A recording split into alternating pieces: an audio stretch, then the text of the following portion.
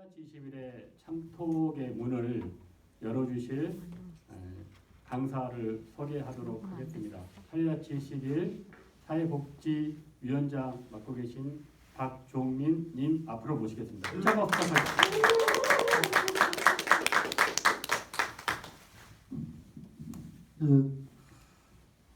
이제 오늘 그 돌봄과 관련한 이제 이야기를 회원분들하고 이렇게 나눌 박종민이라고 합니다. 제가 사실은 그 사무처장님하고 돌봄에 대한 여러 이야기를 하다가 코가 끼어가지고 이렇게 무서운 주제를 주셨더라고요.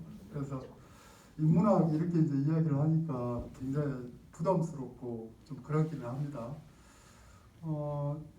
최근에 이제 좀 후회하는 일들이 좀 있었어요. 그래서 제가 한 4, 5년 정도 노인 요양 쪽하고 싸움을 굉장히 많이 했거든요. 그래서 사실은 이제 제 문제의식은 뭐였냐면은 지자체가 사실은 노인 요양기관에 대해서 신청을 받아서 허가를 해주는 그런 역할을 하게 되는데, 그러면서도 이제 그 관리 감독에 이 권한이 있음에도 불구하고 시스템이 국민건강관리공단에서 그 노인 요양 수가를 제공한다 이러면서 실제 건강관리공단 여기가 수가 관리를 중심으로 한 제반의 이제 일들을 해 나가고, 노인 요양 기관에 대한 뭐 어떤 인권적 실태라든가 또 공공성을 잡아주기 위한 지방 정부의 어떤 개입 이런 요소들이 없더라고요. 그러면서 계속적으로 뭐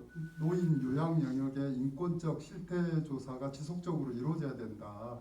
이제 이런 부분들이라든가, 그 다음에 지자체가 허가할 때 수요 공급 조절을 좀 해야 된다. 이러면서 출구 전략을 좀 써야 된다. 그러니까 이제 진입을 많이 시켰으니까 공공성과 관련한 내지는 사건 사고와 관련한 이제 이런 부분들에 대해서 퇴출을 강력하게 시켜야 된다.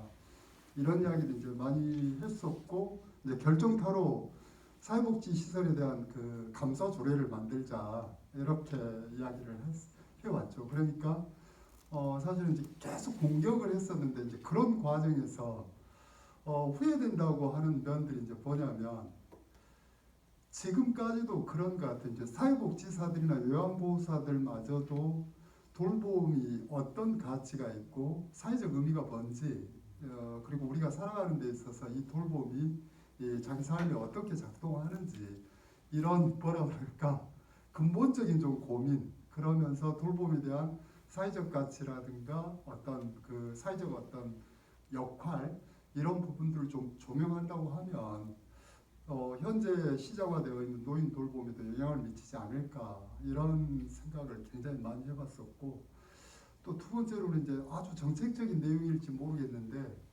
예를 들면 그 노인 요양기관이라든가 이런 데를 국가는 정확하게 좋은 돌봄을 제공한다고 하면서 사실은 일자리 창출 정도로 보고 있다, 이렇게 볼 수가 있거든요. 그 다음에 또 어찌되었던 시장화 방식으로 노인 요양 돌봄 기관들을 만들어 놨는데, 문제는 이제 지방 정부가 그렇다 함에도 불구하고 노인 요양 기관들이 공공성을 좀 이렇게 끌어올릴 수 있도록 일종의 거창하게 비교하면 햇볕 정책을 좀 펼쳐야 되는데, 행정까지도 사회적 분위기가 그러니까 저 사람들은 다 업자들 이러면서 방치하거나 아니면 통제와 관리, 그야말로 관료주의적 어떤 이 개입을 하는, 그러니까 이제 서로 이 피해 나갈 구멍들만 찾아 나가는 이런 현상들이 많이 벌어지더라고요. 그러면서 우리 사회 일을 하면서 돌봄에 대한 이 가치, 의미, 뭐 이런 부분들을 좀 공론화하는 것, 이런 게 어떤 돌봄의 사회적 환경을 만드는데 굉장히 중요하지 않겠냐, 이런 생각을 좀 많이 해봤었습니다. 들어가기 전에 혹시 최근에 나온 소설인데 그 신경숙 작가의 아버지에게 갔었어라는 책 읽어보셨어요? 들어보기만 했습니다. 무슨 내용이에요? 예. 그러니까 저도 이제 최근에 읽었는데 대단히 감동적이더라고요. 예전에 엄마를 구해줘?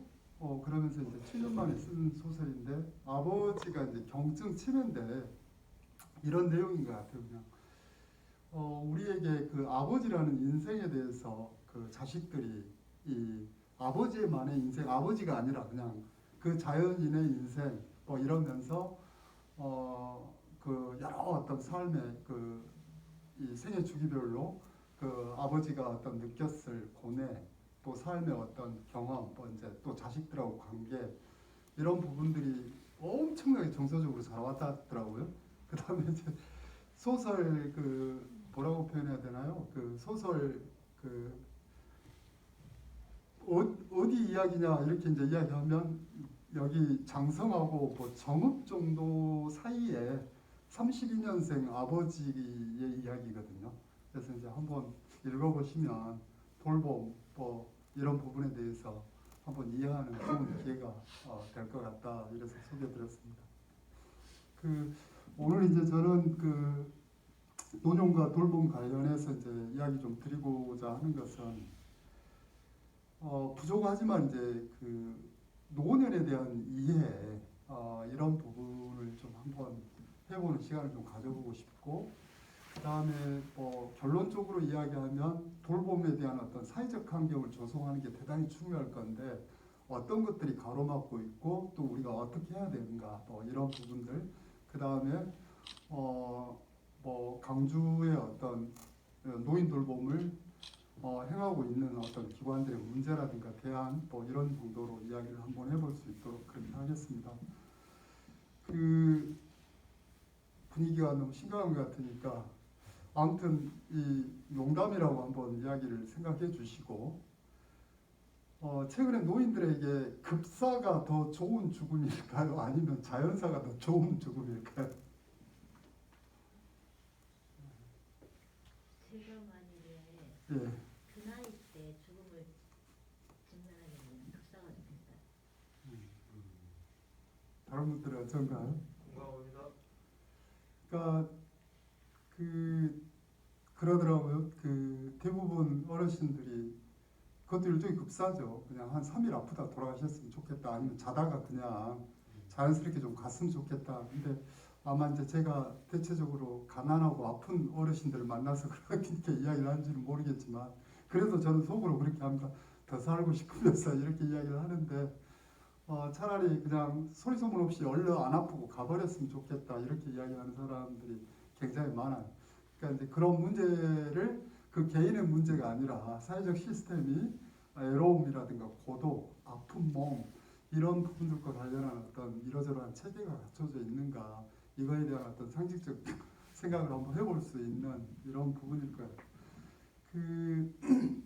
저는 이제 그 노년 돌봄을 중심으로 이제 이야기를 드릴 건데 그 강주가 노인 인구가 한 얼마 정도 될 것 같습니까? 몇 세 이상입니까? 65세 이상 법적으로. 예. 70만 명? 32만 8,500명입니다.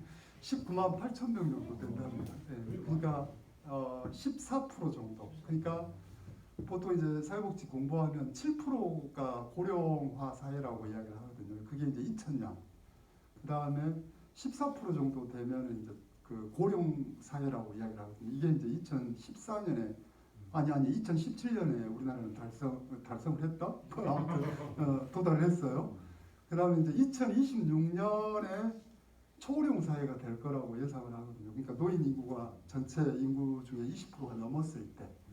근데 이제 일본도 우리나라처럼 빨리 고령화 사회에서 초고령 사회로 진입한 그런 기간이 그렇게 짧지는 않아요. 아니 우리처럼 짧지는 않아요. 프랑스 같은 경우에는 그 고령 사회로 나가는 데까지가 100년 걸렸다고 이야기를 하더라고요. 2000년, 2017년, 2026년 이렇게 한번 생각을 해보십시오. 살 떨리는 게 굉장히 많아요, 사실은. 그다음에 이제 강주는 아무튼 그 중에 약 한 19만 8천 명이라고 그랬잖아요. 근데 보통 돌봄 이야기를 하면 그 사실은 이 수보다 더 많을 거예요. 근데 장기 요양 등급 신청을 한 사람들, 이 사람들은 일상생활에 지장이 있기 때문에 누군가 돌봄 필요한 사람이어서 신청했을 거 아닙니까? 이해되시죠? 이 사람들이 한 3만 5천 명 정도 돼요. 그러니까 작은 수가 아니에요. 근데 놀라운 것은 우리 주변에 쉽게 그 돌봄을 받는 사람들 잘 못 보죠. 이게 뭐 이제 일종의 암기부 공작인지는 모르겠는데 돌봄의 굉장히 큰 문제 중에 하나가 이 잘 안 보여요.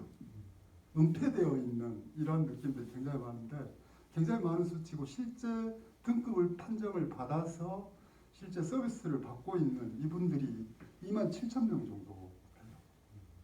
그 다음에 약 한 2만 명이 거기로 진입하는 걸 막아내기 위해서 노인 생활지원사라든가 복지관이라든가 이런 데서 이제 서비스를 제공하고 있는.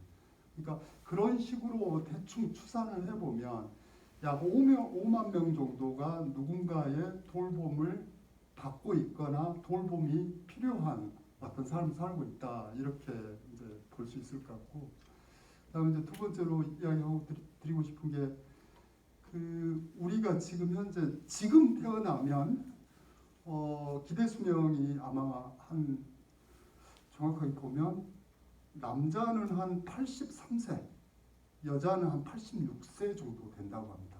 근데 지금 현재 이제 평균 수명은 2019년으로 보면 남성이 78세, 여성이 83세인가 뭐 이 정도 될 거예요. 근데 이제 여기서 물어보고 싶은 게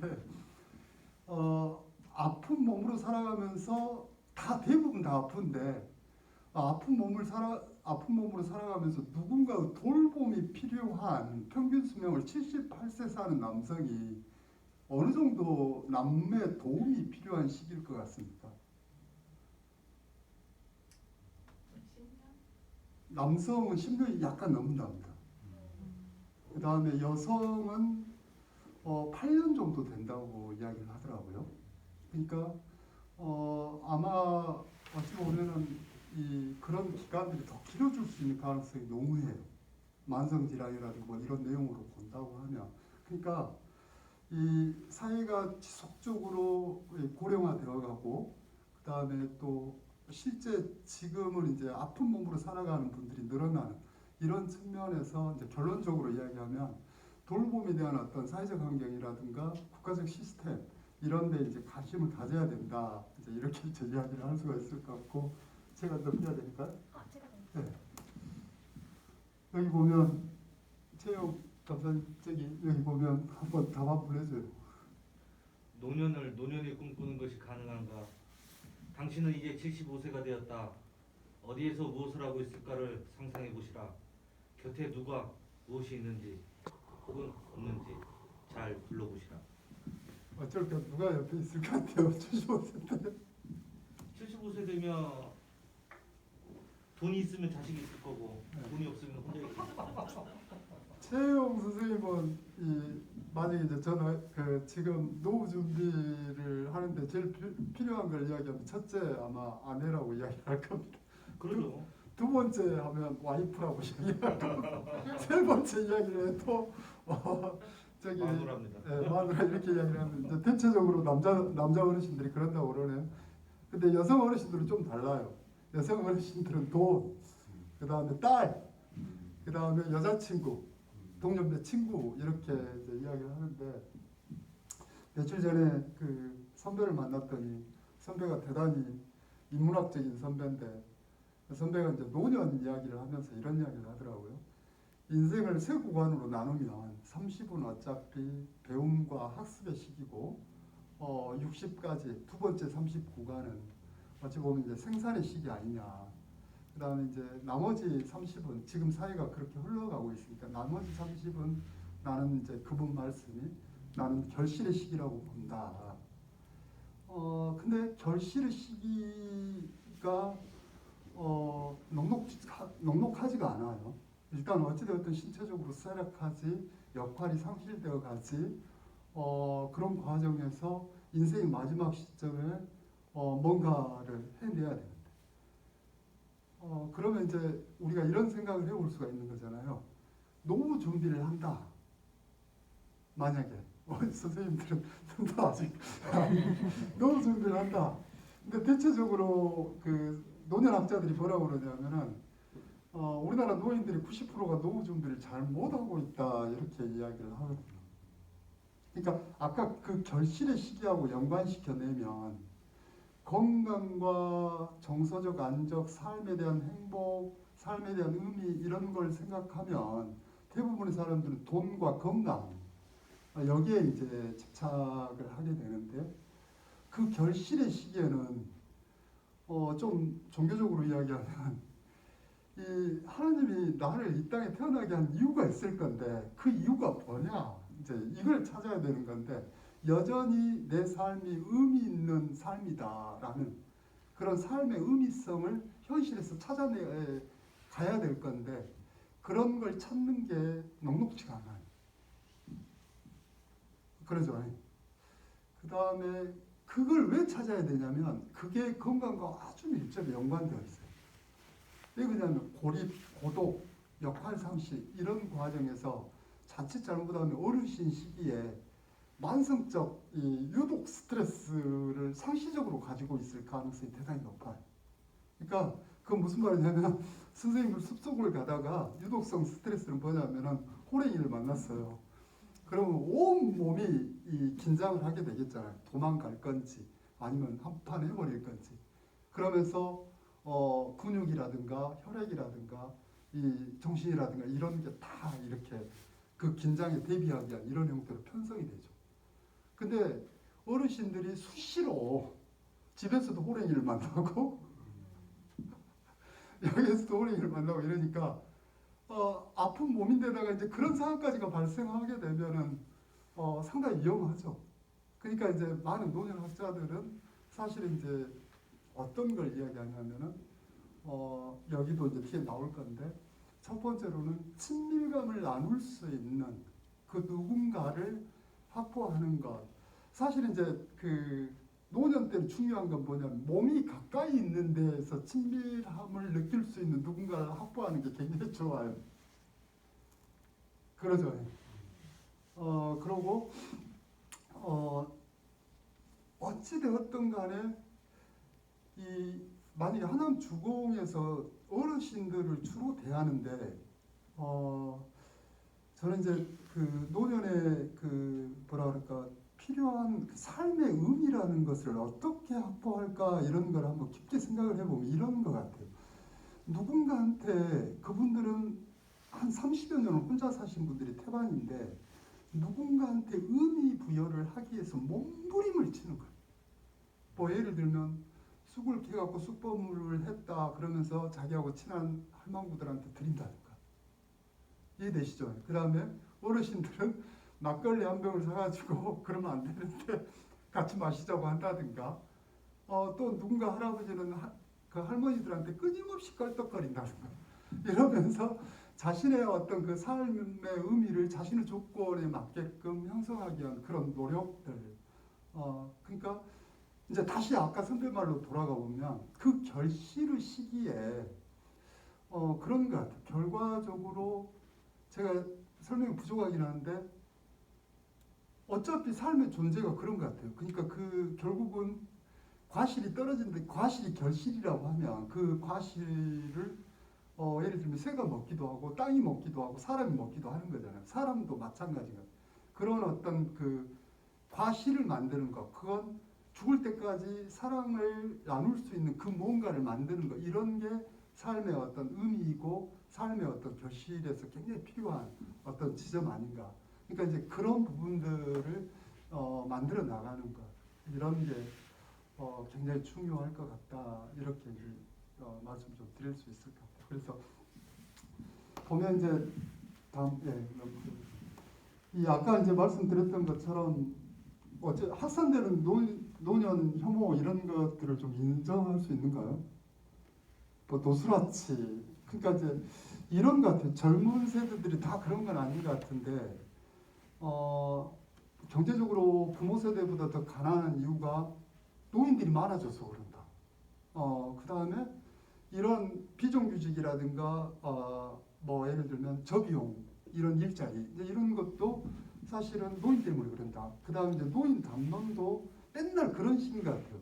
그러니까 노인 인구가 증가하게 되면 예를 들면 생산량이 떨어질 거다. 그 다음에 이야기 되는 게 그러니까 경제적 효율성이 저하될 거다. 그렇게 되면 당연히 그들에 대한 어떤 사회복지적 부담이 증가되지 않겠냐. 이러면서 이제 아까 이야기했던 것처럼 그것을 그런 어떤 사회적 어려움의 문제를 어찌 보면은 구조적으로 사회적으로 풀기 위한 내지는 상생적 관계를 형성해서 풀어야 된다. 이렇게 발전하는 게 아니라 그 사람들한테 원인이 있다. 이러면서 이런 담론도 결국은 이 노인 혐오를 하게 되는 이런 형태로 흘러가는 것 같아요. 그래서 아무튼 이제 제가 강조하고 싶은 것은 여기는 이제 안 적었는데 노년 사회가 추악한 노년 사회다 이렇게 이야기할 수도 있어요. 복지를 하다 보면 왜 그러냐면 경로당 중에 2파, 3파로 안 나눠져 있는 경로당은 하나도 없어요. 그 다음에 뭐 우리 어머님 이야기로 하면 우리는 집성촌인데 고흥이 원래 욕을 잘하잖아요. 근데 우리 어머님이 뭐라고 이야기를 하냐면 옛날 말로 박가들이 양반 집안이었지 요즘은 호로 상동 집안이라고 이렇게 이제 이야기를 하는데 그러니까 우리 엄마가 근거로 되는 것은 녹동교회파하고 고흥교회파가 나눠졌다. 경로당 좋아하는 노인네들하고 싫어하는 노인네가 나눠졌다. 그 다음에 사촌지간에 땅으로 싸움 안 하는 집이 없다. 이렇게 이제 이야기를 하는. 그 다음에 이제 하남 주공 같은 데는 어떤 것도 있냐면은 할머니 할아버지들이 친구를 사귀는 방식이 물론 돈이 없고 사회적 어떤 기술들이 부족해서 그런지는 모르겠지만 가장 손쉬운 방법으로 친구를 확보합니다. 저기 이 친구가 자네 흉을 보대 이러면서 이 친구를 배척하면서 아주 귀한 정보를 주는 방식으로 이 사람을 이렇게 획득하는 이런 그러니까 무슨 말이냐면 그 추악한 노년이라고 제가 표현을 했는데 왜 그런 거 아니냐면은 이 시대의 그 안 좋은 운영 원리 있잖아요. 경쟁, 비교, 서열, 뭐 우위 이런 게 사회적 약자들한테 더 먼저 침습한 것 같아요. 그리고 이제 사회적 약자들한테 침습하면 치명적입니다. 그러니까 몸이 아파버려요. 뭐 예를 들면 경로당에서 회장하고 갈등 때문에 싸웠다. 그러면 한 달 헤매버려요. 그러면 이제 팍 늙어버리는 거예요. 그런 일들이 많더라고요. 그 다음에 이제 그러니까 이제 제가 이제 짧게 설명하면 제가 이제 이 학산되는 노년 혐오에서 이 죽음을 가능한 기억하지 않으려는 사회인 것 같아요. 그러니까 죽음을 이야기하는 건 좀 싫어해요. 그런 거가 혐오하고 연결되는 것 같고 그 다음에 이미지 양국이라고 이야기를 드릴 수가 있을 것 같은데 그러니까 이 뭐라고 그럴까 요즘은 이 몸이 어찌 보면 계급이고 자본인 이런 상황에서 젊었을 때는 몸을 등한시하는 거잖아요. 등한시하면서도 어찌 보면은 자연스럽게 그냥 자기 자존을 갖고 있어요. 근데 노년은 어떻게 되냐면 완전히 몸에 집착을 하게 됩니다. 그러잖아요. 살이 쪘네. 살이 쪘네는 어르신들은 좀 덜 이야기하구나. 피부가 쪼글쪼글해졌네. 어쨌네 저쨌네 하면 신체에 철저하게 애속되면서도 자기 몸을 소외시켜내는 이런 방식인데 왜 그런 현상이 벌어지겠냐 하면 아까 이제 이야기했던 것처럼 온 이 자본주의에서 실제 이미지 그러니까 그 이미지가 사회적 기준에 충족하지 못하면 필요 없는 존재, 소모적인 존재 이렇게 이제 인식하는 이런 부분들이 있는 것 같습니다.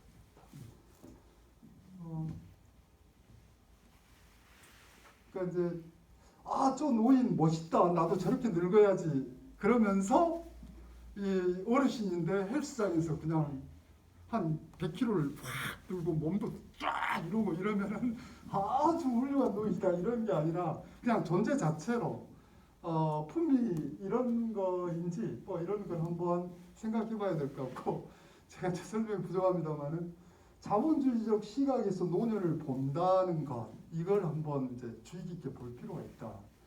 그러니까 소모품인 거죠. 필요 없는 존재죠.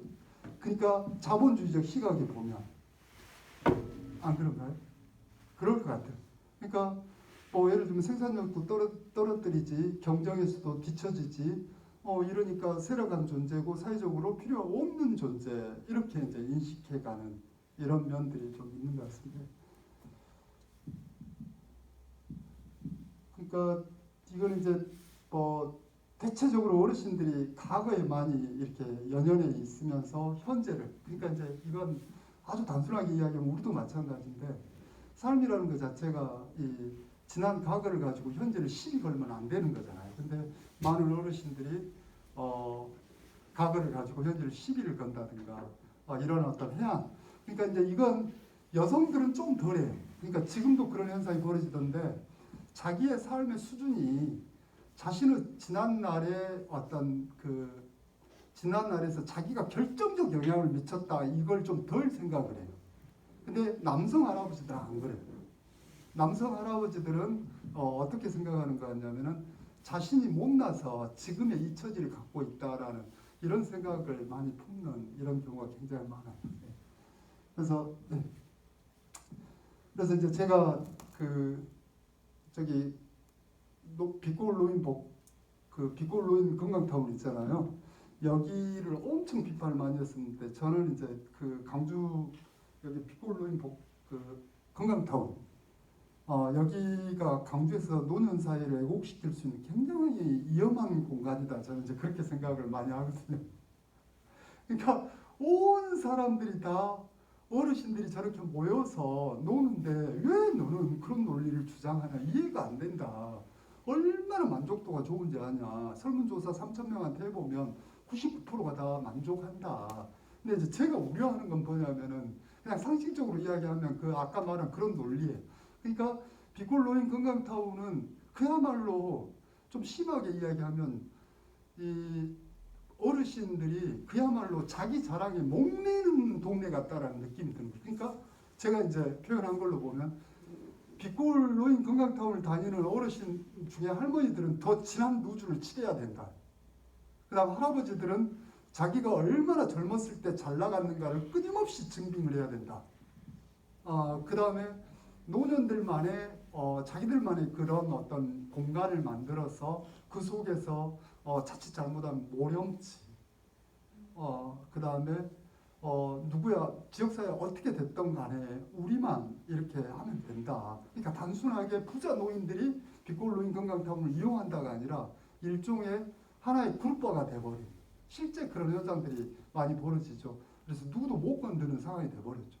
뭐 의회에서 예산을 좀 어떻게 한다고 그러면은 빛골로인 건강타운 자조회 분들이 몰려갖고 자네 왜 그런가 막 이러면서 이렇게 해버리고 막 이런 부분들이 많이 있습니다. 네. 네. 그러니까 이제 아까 이제 이야기했던 것처럼 늙었음에도 쓰임과 소유로 읽히지 않는 사회, 이게 이제 어찌 보면은 노인들을 위한 어떤 사회지 않겠나 이제 이런 생각을 해봅니다. 네. 그러니까 여기까지 이제 저가 갖는 문제의식은 이런 건데 노년과 관련해서 이런 것 같아요. 그러니까 지금처럼 그러니까 아픈 노인을 포함한 이 노년들이 이런 게 좀 일어났으면 좋겠어요. 지금 노인들이 사는 게 노년을 잘 보내는 거냐? 예를 들어 젊었을 때 잘 나간 노인들은 취미생활 하시고 여행도 가시고 가족도 잘 챙기고 뭐 이렇게 사는 거 끊임없이 소비하면서 그냥 이렇게 살아가는 것. 또 어려운 노인은 여전히 일을 해야 되고 여전히 어디 가서 이렇게 살아가는 이런 모습들이 맞냐? 그 다음에 끊임없이 뭔가를 요구하는 게 맞냐?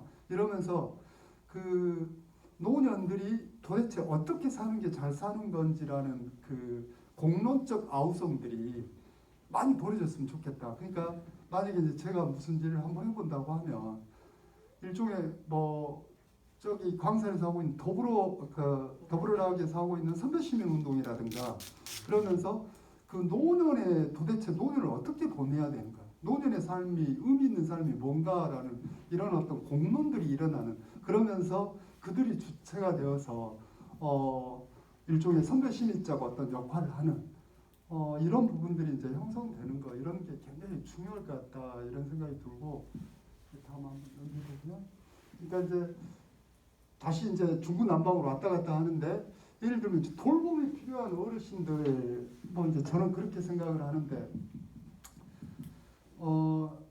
실제 그 제가 이제 자주 쓰는 이야기 중에 하나가 요양원은 좋은 돌봄을 제공해서 어르신들이 여전히 살아갈 내 삶이 이러한 상황에도 불구하고 살아갈 의미가 있다 이런 걸 느끼게 해주는 게 최고의 돌봄이잖아요.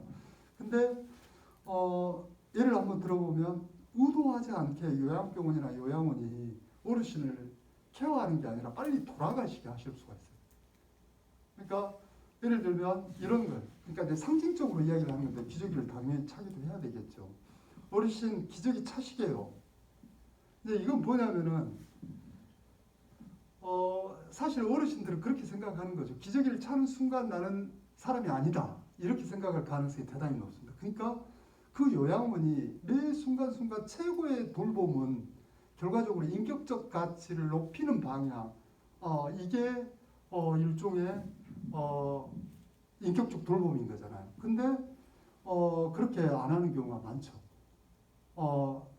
관리나 효율, 통제 이런 방식으로 돌봄을 제공하면 결과적으로 이렇게 돼버립니다. 똥을 7시에 싸든 7시 반에 싸든 7시 40분에 싸든 이 기저귀 가는 시간이 따로 있어요.